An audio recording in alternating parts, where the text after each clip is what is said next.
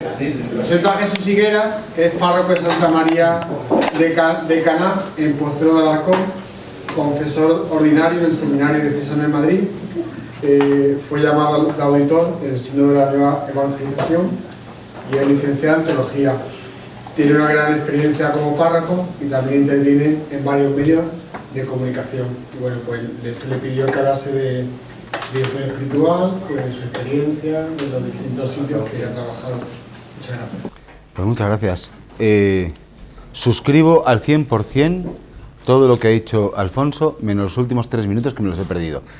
Que también lo suscribo, claro, por supuesto, porque ahí tiene que salir, que había cosas ineludibles que tenía que gestionar, ¿no? Y bueno, compartir con vosotros más que nada esta experiencia que todos tenemos, ¿no? De ser párrocos o vicarios parroquiales, pastores en definitiva, ¿no? Ahora estoy en Pozuelo de Alarcón, es verdad que es una gran ciudad con casi 90.000 habitantes. Antes estuve trabajando en un barrio marginal de Madrid, que era San Blas, cerca de la parte del aeropuerto, Canillejas, y después también se me destinó un tiempo a un pequeño pueblo de la sierra, no muy conocido, pero muy querido, que es Colmenarejo, y donde ahí pues también pude trabajar con la gente, ¿no? Aunque ya se han hecho unas muy buenas introducciones, ¿no?, a lo que es nuestra tarea, yo tomé como una introducción, lo que voy a hacer es una introducción y después 10 puntos concretos que nos podrían ayudar a lo que es ya la vivencia nuestra como sacerdotes de la confesión y la dirección espiritual, ¿no?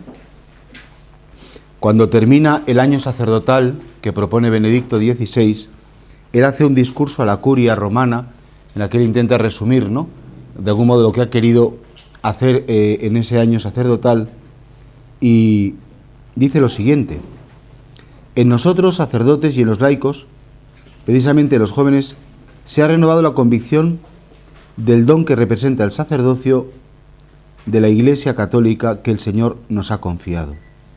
Efectivamente, lo primero que dice el Papa es que seamos muy conscientes que somos un regalo. Cada cura es un regalo de Dios para la Iglesia y para la humanidad. Y esto es algo que no podemos perder de vista. ¿Y por qué es un regalo? Desarrolla el hecho. Nos hemos dado cuenta nuevamente de lo bello que es que los seres humanos tengan, en nuestro caso, tengamos la facultad de pronunciar en nombre de Dios y con pleno poder la palabra del perdón. Y así, de este modo, podemos cambiar el mundo, podemos cambiar la vida. Qué bello. Entonces el Papa va haciendo como un canto a la belleza del sacerdocio y a la belleza del ministerio sacerdotal. Qué hermoso es que seres humanos estén autorizados a pronunciar las palabras de la consagración. Continúa, voy saltándome textos porque me voy a centrar específicamente en qué bello poder estar con la fuerza del Señor cerca de los hombres, en sus gozos y desventuras, en los momentos importantes y en aquellos oscuros de la vida. Qué bello tener como cometido de la propia existencia no esto o aquello, sino sencillamente el ser mismo del hombre para ayudar lo que se abra a Dios y sea vivido a partir de Dios. Y por tanto, lo que yo quisiera transmitir, en primer lugar, compartir, porque sé que lo estamos viviendo todos, la belleza del sacerdocio y especialmente la belleza de esa dimensión de nuestro sacerdocio en el ministerio de la reconciliación, del perdón, y que efectivamente va unido y que puede ir perfectamente unido a la dirección espiritual. Y creo que eso, que efectivamente es una de las definiciones más bonitas de la dirección espiritual que se pueden hacer. Da 3 puntos: estar cerca de los hombres en sus gozos y desventuras. En segundo lugar, el segundo punto es que el sentido de nuestra vida sea el mismo hombre. Eso es como la razón de ser que tiene que constantemente, ¿no?, acompañarnos a los sacerdotes. Y en tercer lugar, que el objetivo es el encuentro del ser humano con la divinidad manifestada en la humanidad santísima de Cristo. Claro, porque no olvidemos esa frase que yo, la primera vez que lo dijo magisterialmente fue Juan Pablo II, lo ha repetido Benedicto XVI y Francisco no deja de decirlo, ¿no? Ser cristiano es mucho más que una doctrina, ser cristiano es mucho más que una moral, no es literal, es la idea, es mucho más que unos conjuntos de actos de cultos, sino que solo es cristiano aquel que se ha encontrado con Jesucristo vivo y resucitado. Y el objetivo, la meta, que coincido con Alfonso por supuesto, que es la santidad, es provocar que aquellos que son la grey que se nos ha encomendado, nuestros hermanos, pero también a la vez las ovejas, los corderos, que se nos han encomendado como expresión del amor de Cristo. Simón, hijo de Juan, ¿me amas? Sí, Señor, tú sabes que te amo. Apacienta mis ovejas, apacienta mis corderos. Y ese apacentar supone provocar un encuentro con Jesucristo, muerto y resucitado. Y esa es la belleza del ministerio sacerdotal. Y probablemente, me parece a mí que el confesionario probablemente sea para nosotros, por un lado, lo más cansado y lo más tedioso, vamos a ser claros, ¿no? Es decir, porque cuando uno se sienta, con perdón, en el chiringuito, ¿no? O llamarlo como queráis, en el mueble, en el confesionario, en el despacho donde confiesa, pues estás a lo que venga. Y te puede venir cosas muy entretenidas, o te pueden venir pues cosas no tan entretenidas. Y también recordar que este acompañar al hombre, lo ha apuntado también por supuesto Alfonso antes, ¿no?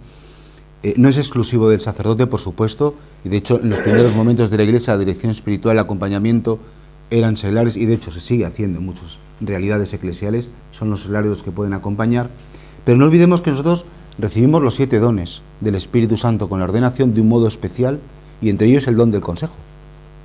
El don del consejo por el cual nosotros podemos ofrecer, ¿no? Mediante ese don, una luz nueva. Podemos fortalecer, acompañar, iluminar y aportar una visión de la fe a todos aquellos que acuden a nosotros, que en definitiva no acuden a nosotros. Tenemos que ser muy conscientes que acuden a Cristo. A Cristo. Yo ayer, perdón que es una anécdota ya muy personal, me puse muy nervioso por la tarde, porque tenía un funeral de Estado. Vamos a hablar de un funeral de Estado. Es decir, sabéis que ha muerto hace una semana Irene Vázquez, mujer de José María Michavila, que fue ministro del Interior, feligresa de la parroquia, claro, madre de 5 hijos, porque dio a luz al 5.º niño y muere a los 10 días de dar a luz.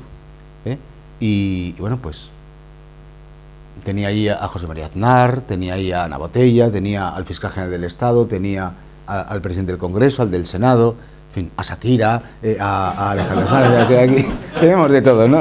Un poco, era muy variado, ¿no? Y me puse nervioso. Es decir, la típica cosa que dices...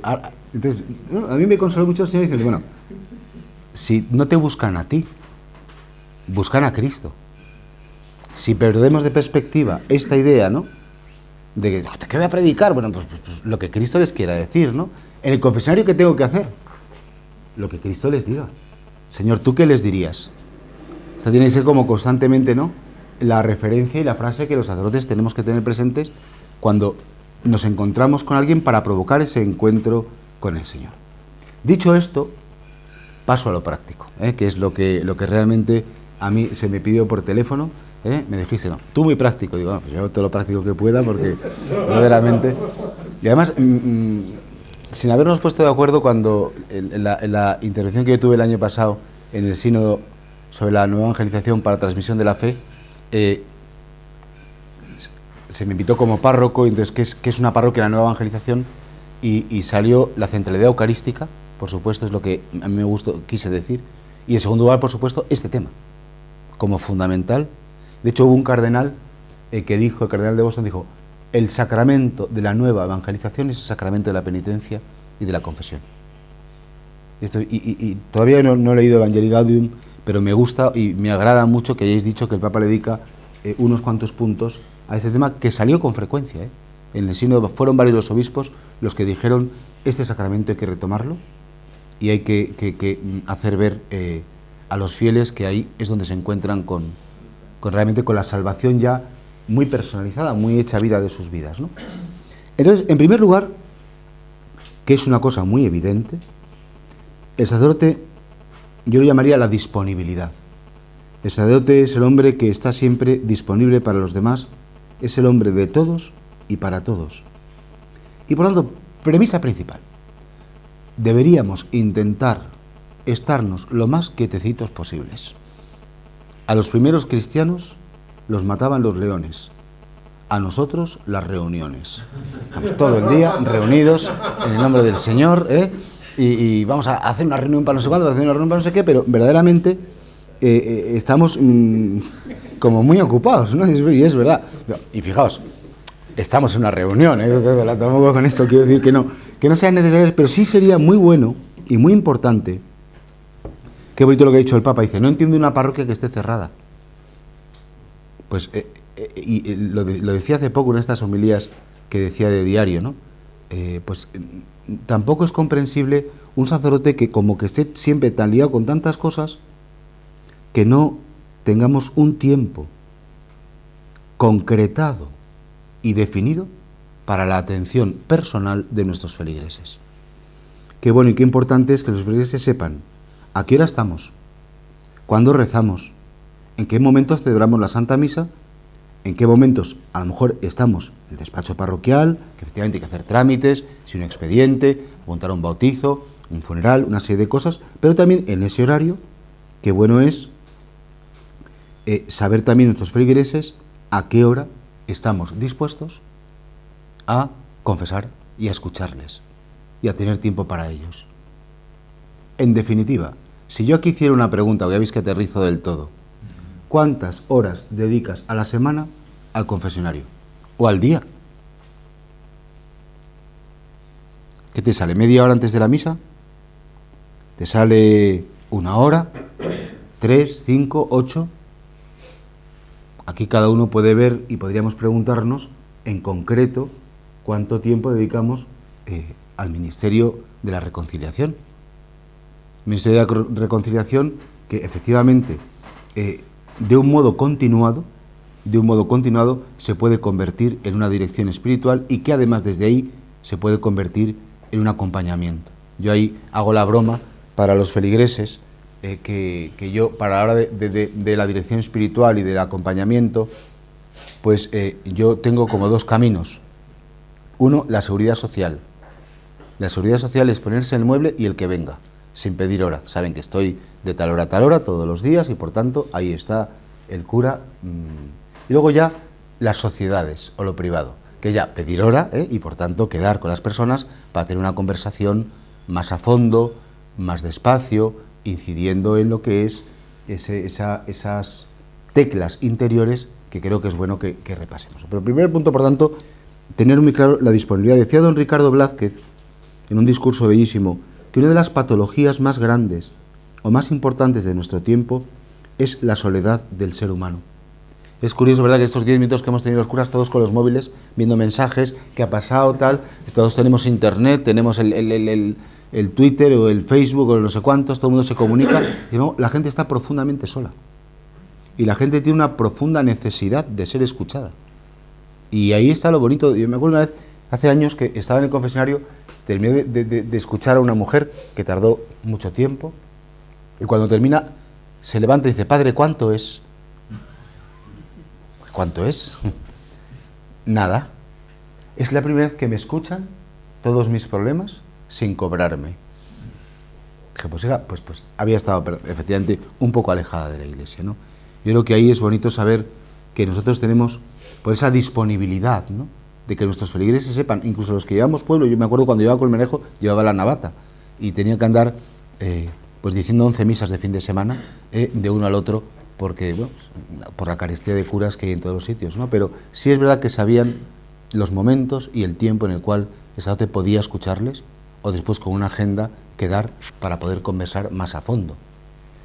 En este sentido, creo que el gran servicio que hacemos a la humanidad es la escucha. Cuando los niños pequeños en comunión, yo les pregunto, a ver, niños, ¿cuál es el primer mandamiento de la ley de Dios? Todos levantan la mano diciendo, qué fácil, amarás a Dios sobre todas las cosas. Digo, no. Antes dice, Shema Israel, Adonai Elohim. Es decir, escucha Israel. Escucha. El Señor es nuestro Dios, es el único Dios. Y después, una vez que has escuchado, amarás. ¿Quién escucha?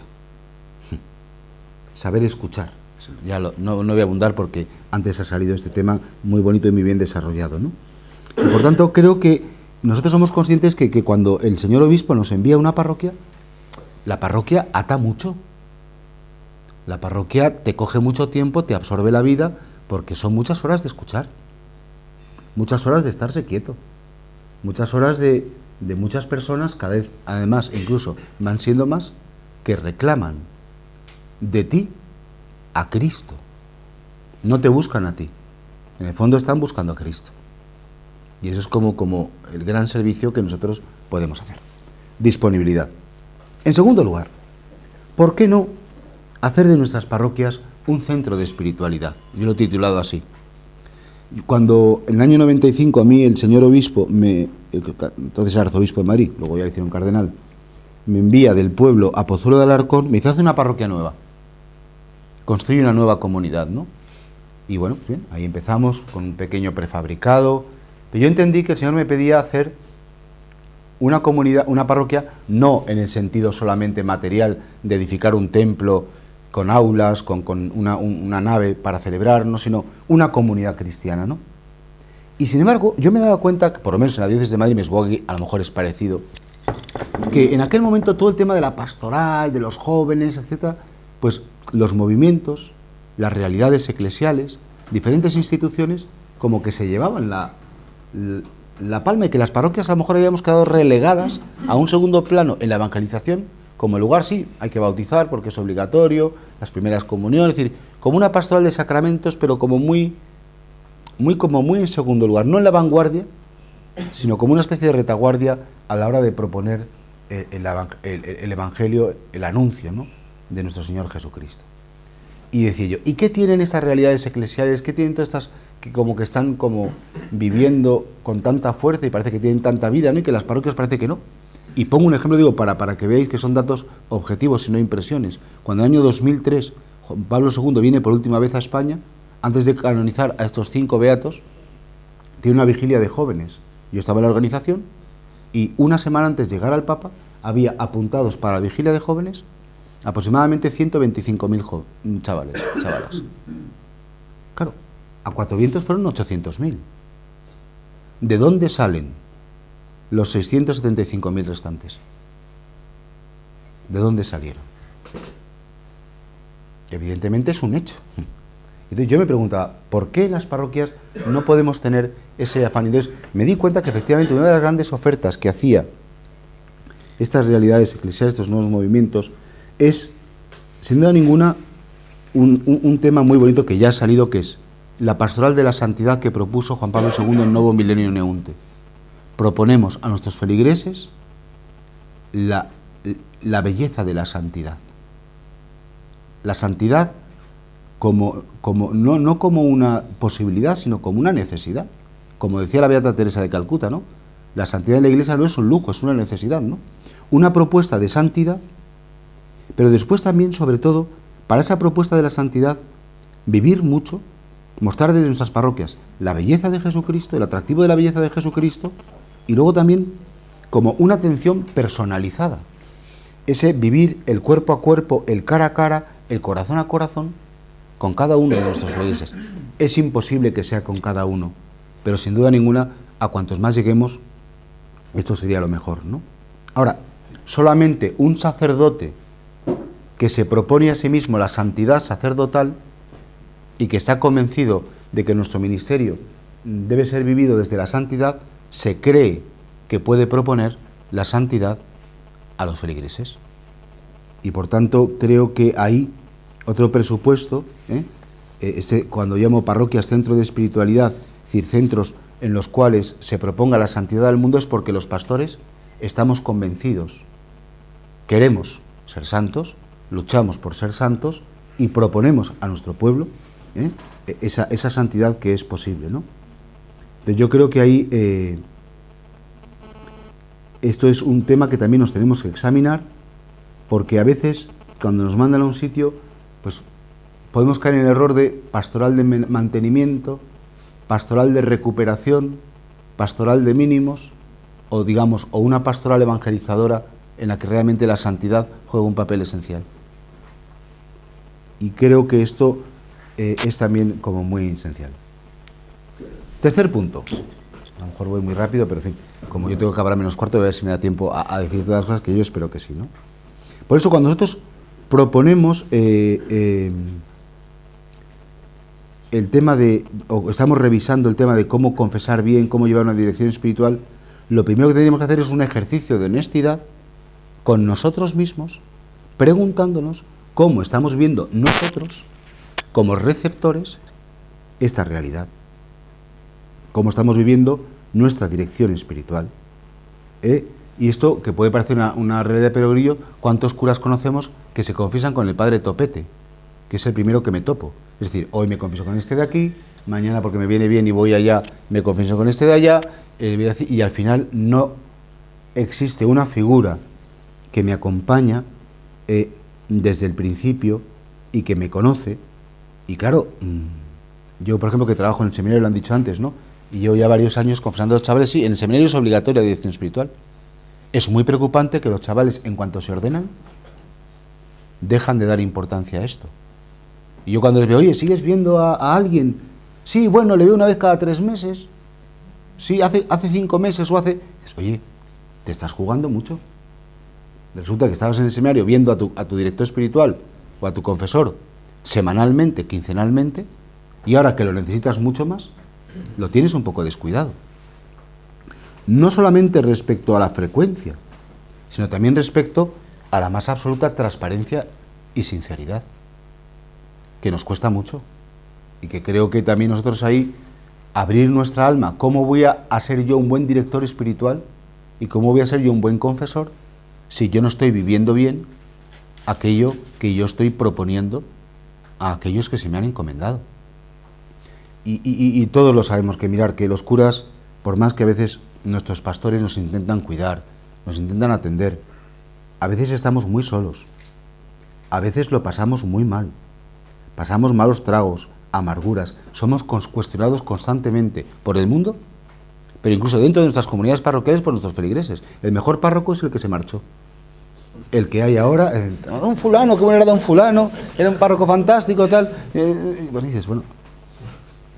Y entonces, claro, ante eso es imprescindible tener un hermano mayor, un hermano que me acompañe, que me conozca, que sabe cuáles son mis fragilidades, que conoce mis luchas, mis debilidades, mi historia, que no me juzga.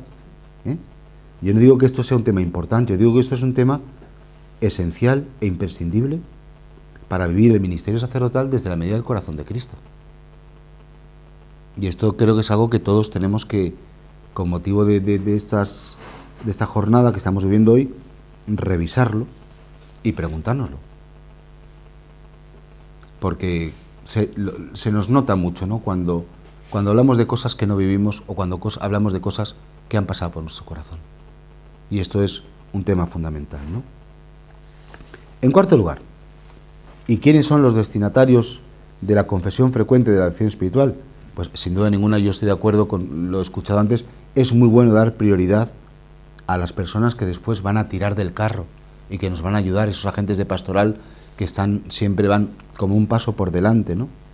Pero en principio, en cuanto tú te sientas en un confesionario y estás unas horas dispuesto a atender a las personas, todos los feligreses, y cuando además en tu parroquia saben, si es una parroquia, hombre, si a lo mejor es un pueblo, no es tan frecuente, aunque no es tan infrecuente, pero pueden venir sacerdotes que te piden ayudas, que quieren confesarse contigo en un momento. Ahí somos muy poderosos. ¡Jo! ¿Qué va a pensar el cura del pueblo de al lado si le cuento que me ha pasado? Y dice, no va a pensar nada. Y incluso entre nosotros existe esa costumbre tan bonita que cuando un cura se confiesa, el otro dice, oye, pues ahora no te importa confesarme a mí. Como para decir, pues no pasa nada, es decir, somos hermanos y vivimos desde la misma pobreza y desde la misma realidad. Cuidar con muchísimo cuidado, o tener muchísimo cuidado a los sacerdotes que puedan venir. Cuidar a un sacerdote, atender a un sacerdote, acompañar a un sacerdote es multiplicar la labor pastoral por 1000. Y esto es muy importante, esto es muy bonito, y esto si tenéis hermanos, compañeros, sacerdotes, que veis que están más solos, que no quieren, pues no hace falta decir que te confieses, pero charlar, intimar, hacer la fraternidad sacerdotal, qué importante es esto, porque puede dar pie a muchas cosas, ¿no? Destinatarios, pues yo creo que, como se ha dicho antes, nuestros catequistas, que es muy bueno hacerles un seguimiento, es muy bueno ver hasta qué punto tiene una vida interior, tiene una vivencia de la fe. Estos jóvenes que presentan inquietudes, que tienen el posible virus vocacional que está ahí muy presente. Yo he descubierto, por ejemplo, en la parroquia que es fundamental las confesiones de padres y madres de familia, porque son los que después van a empujar a sus hijos y van a empujar tanto a los niños como a los jóvenes a actividades que después nosotros podemos proponer. Y esto es importante tenerlo en cuenta, porque vais a ver cómo vamos a tener un conjunto de penitentes y un conjunto de gente a la que poder acompañar, que es muy plural. Desde la señora mayor de toda la vida, la viejecita de siempre, que te repite las mismas cosas y que a lo mejor tiene un poco de escrúpulo y que está ahí que te viene día sí, día no. Dices, pero a ver, doña Paca, que ya ha venido usted antes de ayer, si me va a contar, déjeme, venga la semana que viene. Cualquier cosa. Es verdad que ahí tenemos que estar como muy abiertos a todas las personas que puedan acudir a nuestro confesionario, a nuestro ministerio. Una quinta propuesta sería también que predicar mucho sobre la confesión frecuente y sobre la dirección espiritual.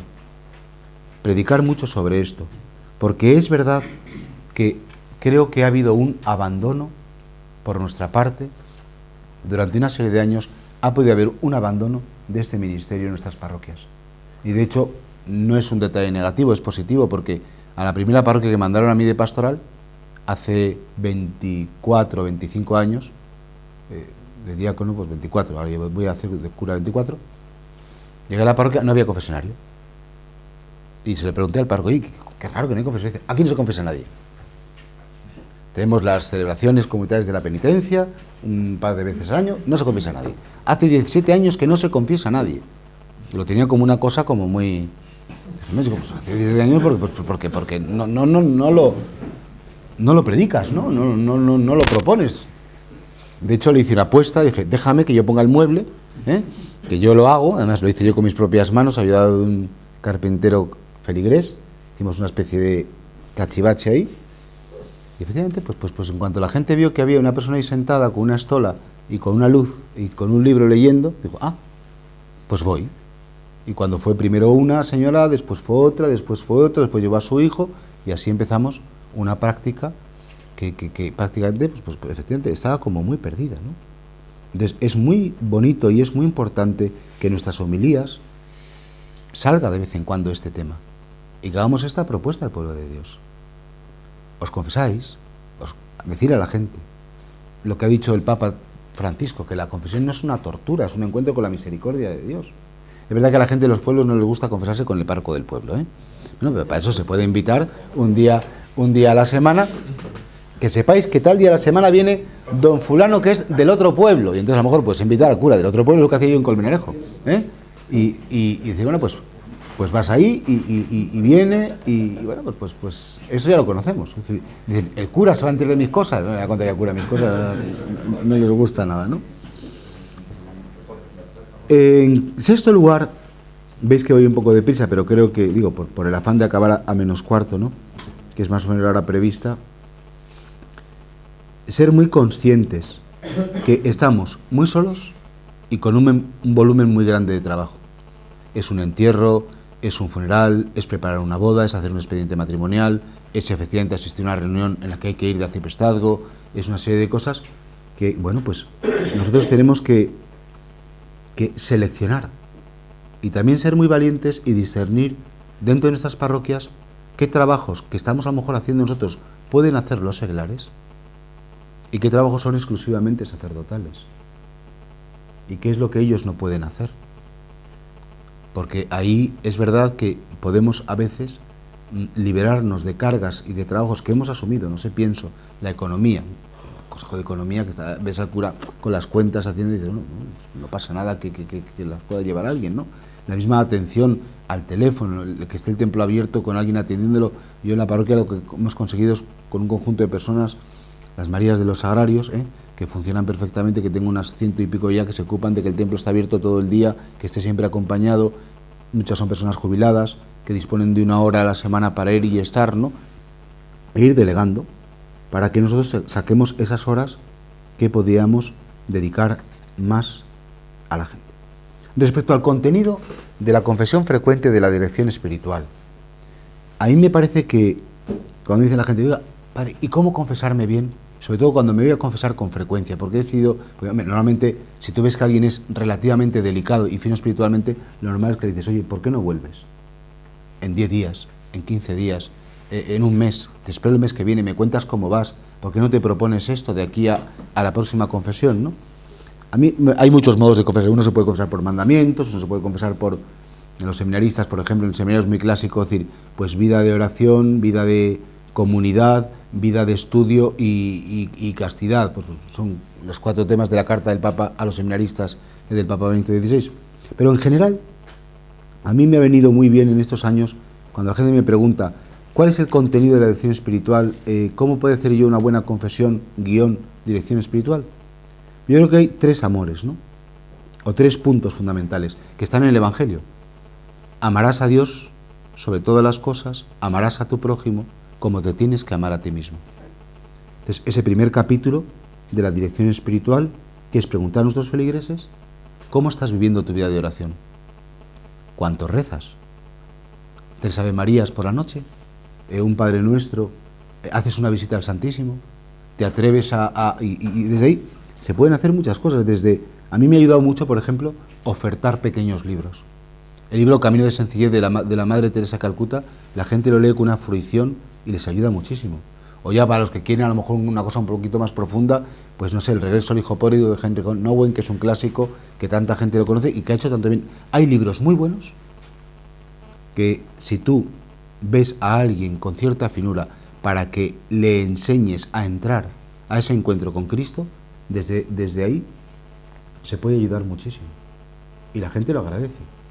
Y por lo tanto, primera parte de acción espiritual es que te cuenten un poquito, pues la oración me ha costado esta semana, me he despistado, he intentado ir algún día a la Eucaristía entre semana, no he podido, si he podido, me he sacado un hueco y lo hemos escuchado muy bien. Dirigir no es imponer, no es decir lo que hay que hacer, es proponer, abrir nuevos horizontes y dejar que cada uno tome sus decisiones con los consejos que nosotros podamos darles.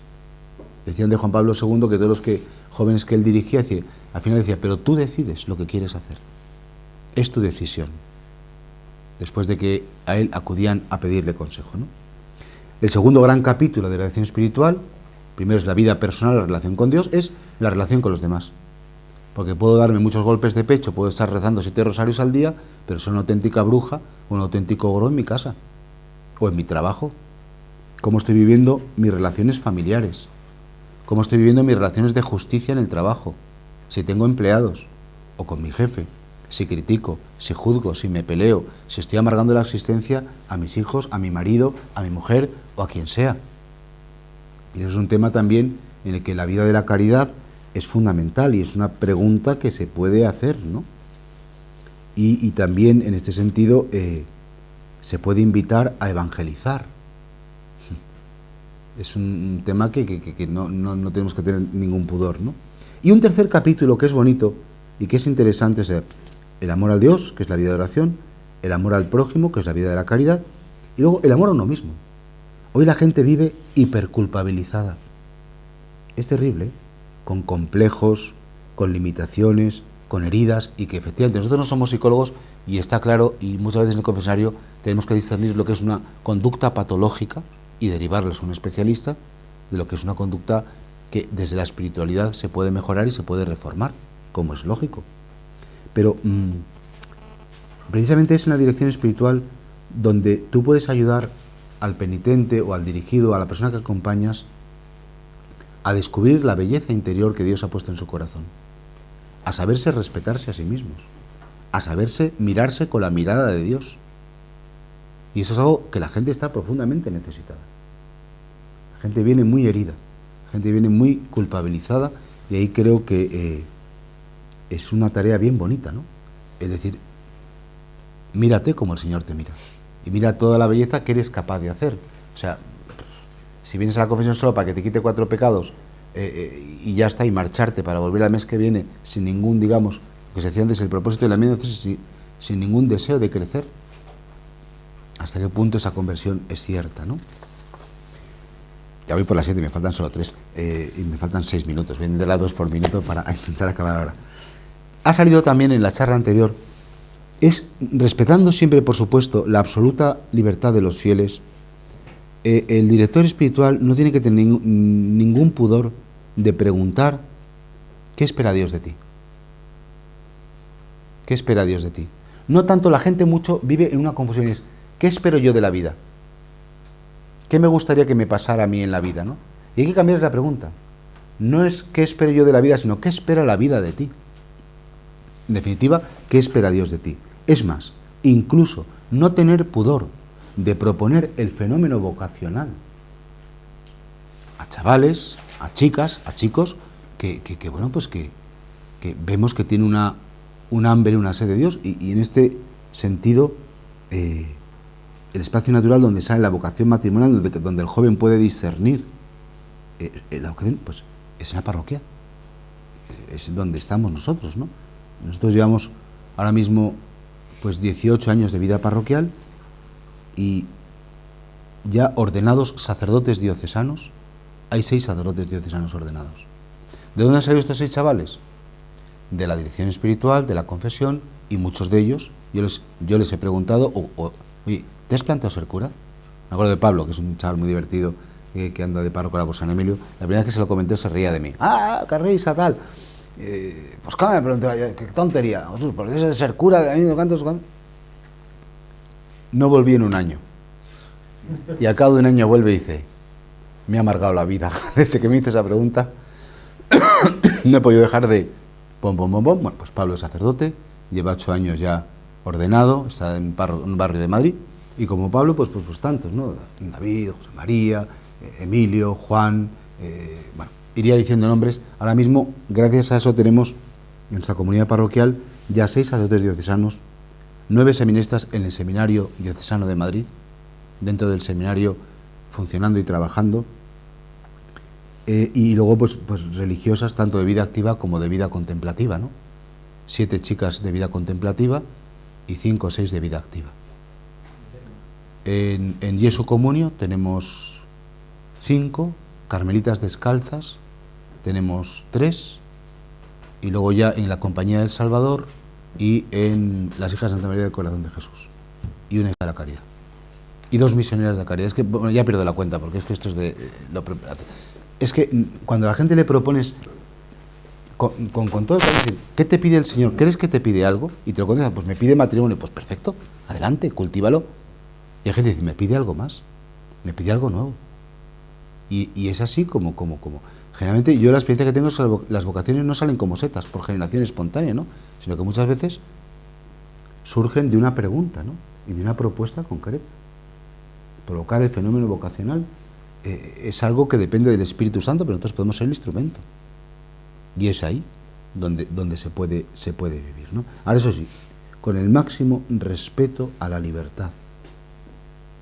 De la manera que decir, oye, te pregunto esto, pero si me dices otra cosa, no te creas que es menos, o que es todo lo contrario, es decir, que estamos encantados, ¿no? Es decir, no vas a decepcionar a nadie, ¿no? Ese es el lema de, si de cada parroquia, Dios mío, saliera una vocación, ¿verdad?, de la diócesis, nos dice muchas veces el cardenal, ¿no? Si de cada una de estas comunidades parroquiales saliera por lo menos uno, hombre, y si salen 2 mejor, ya sabemos que cuando va uno lo mismo no acaba, pero vamos, si salen 2 por lo menos tienes más, pues sería un modo como muy bonito de trabajar por esa continuidad tan importante de la tarea de suscitar vocaciones sacerdotales que salen desde ahí, en nuestro trabajo. En un 9º punto es ser muy conscientes que nuestras parroquias cada vez son más plurales y que nosotros los sacerdotes que trabajamos en las parroquias no podemos tener o permitirnos el lujo de tener línea pastoral concreta, y todo lo que se salga de mi línea pastoral pues no me cuadra, no lo atiendo o no lo entiendo. Es decir, que si, no sé si por la situación geográfica en la que estamos nosotros, en la parroquia tenemos renovación carismática, acción católica, grupo de mujeres separadas, tenemos pues no sé, los retiros de Maús, tenemos la hermandad de la Virgen del Rocío, vas viendo como diferentes grupos, escuela de comunidad, de comunión y liberación, que te acuden a la parroquia es que al final se convierte en la casa de todos y para todos, ¿no? Claro, y a esta gente hay que atenderla desde su visión y vivencia de la fe. Si yo tengo una persona, vamos a suponer, que viene de grupos de vida de misioneros oblatos, tendría que saber quién es San Eugenio Macenón, para de algún modo llevarle la pista un poco. Si una persona que me habla de la infancia espiritual de Teresita de Lisieux, pues habrá que ir por esa vida. Es decir, también nosotros en ese sentido estamos como muy abiertos a estas nuevas sensibilidades, nuevas o no nuevas, de gente que te viene a tu comunidad parroquial. Ahora, por ejemplo, estamos un poco desconcertados, en sentido positivo, con los fenómenos de Medjugorje. ¿Cuánta gente está yendo, viajando tantísimo? Claro, la Santa Sede de momento no dice nada, ¿no? Los curas no sabemos qué decir. Pues chicos, no sé qué decir. Hombre, la gente que vuelve muy convertida. Claro, yo no sé si se aparecerá la Virgen. Es lo que yo digo siempre, decir, pero ¿te ha hecho bien? Pues adelante. No, es que la Virgen dice que hay que hacer ayuno, hay que leer la Sagrada Escritura, hay que confesarse con frecuencia, las 5 famosas piedras, ¿no? Bueno, pues venga, adelante. Te voy a acompañar en esa espiritualidad, de las 5 piedras famosas, que son las piedras que David tiró contra Goliat, para poder, bueno, pues crecer, ¿no? En definitiva, porque, repito, es ese encuentro con Cristo, pero respetando muchísimo la sensibilidad. Lo has dicho tú antes, señor Alfonso, no se trata de traerles a un terreno o una visión particular que nosotros podamos tener de la vivencia de la fe, sino desde la vivencia de la fe que ellos tienen, por cuestiones familiares, por cuestiones, respetarles muchísimo. No son tiempos de prejuicios, ni de clasificaciones, sino que las parroquias tienen que estar como muy abiertas a todos, la casa de todos y para todos, ¿no? Y un último punto, yo decía concretar, porque como ya concreté es que son menos cuarto, ya termino, ¿no? Es decir, concretar, aterrizar. Concretar mucho, mis horas de confesionario, concretar si soy capaz de invitar a la gente a que vuelva, si soy capaz de proponer metas a los penitentes que me vienen a acompañar, que luego ellos hagan lo que quieran, ¿no? Si realmente estoy convencido que quiero ser un agente de santidad para provocar el encuentro con Cristo, si no me da miedo encontrarme tampoco ahí con las personas que viven situaciones irregulares. ¿Cuántas veces nos viene a nuestra parroquia personas casadas por lo civil o sin casar y que de repente se te presentan en el confesionario y hay que atenderlas y a la vez ser fiel a la doctrina de la Iglesia y con mucho cariño y con mucha mano izquierda saberles decir lo que puede ser y lo que no puede ser, como es lógico. Esas periferias de las que habla el Papa Francisco, que a veces tienes que salir, por supuesto, al encuentro de Dios, pero a veces te vienen. Anda que con motivo de las primeras comuniones se me presenta un señor, después de terminar la reunión, y bueno, estamos encantados, mi pareja y yo, de que nuestro hijo vaya a hacer la primera comunión, estamos muy felices, estamos, cosa bien bonita, tal, y bueno, lo que estamos viviéndolo desde la fe. Le presento a mi pareja, y el Señor me presenta a otro señor. Hay que dar una respuesta desde la fe. Temas como comprobaréis que, bueno, empiezan a ser nuevos, pero ahí estamos, en primera línea de batalla. Siempre lo que hago es citar a la persona para dar una explicación despacio. Es decir, oye, ¿te parece? Entonces lo que dice con esta, ¿os parece que nos veamos un día despacito, charlamos, conversamos y explicarles hasta dónde se puede llegar, hasta dónde no se puede llegar?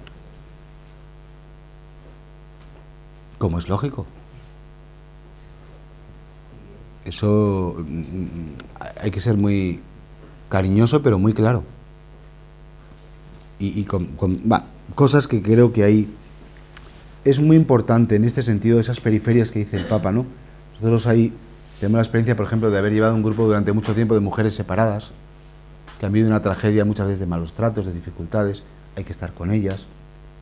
Tenemos un grupo de papás con niños con discapacidad muy severa, que están viviendo situaciones pues, de cruz muy fuerte, grupos de papás que han perdido a sus hijos, bien sea por accidente, por enfermedad, por otros elementos.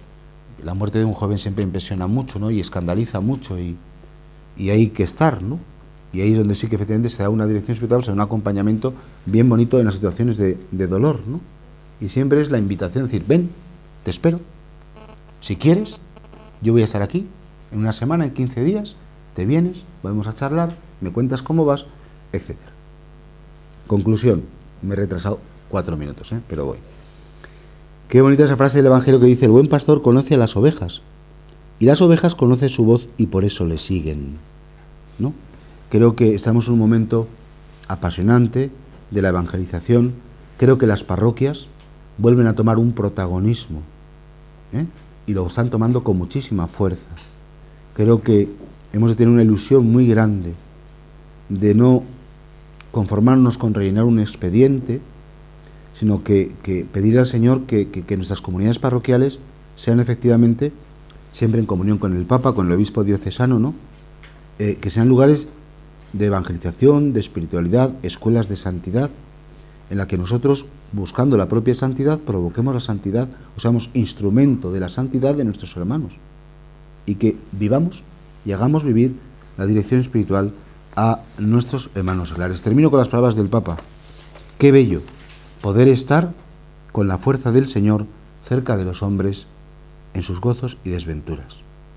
Qué bello es el sacerdocio y qué bello es el ministerio de la reconciliación y el acompañamiento de nuestros penitentes. Pues esto es lo que hay, concretando así como en cosas muy prácticas. 5 minutos, me he pasado.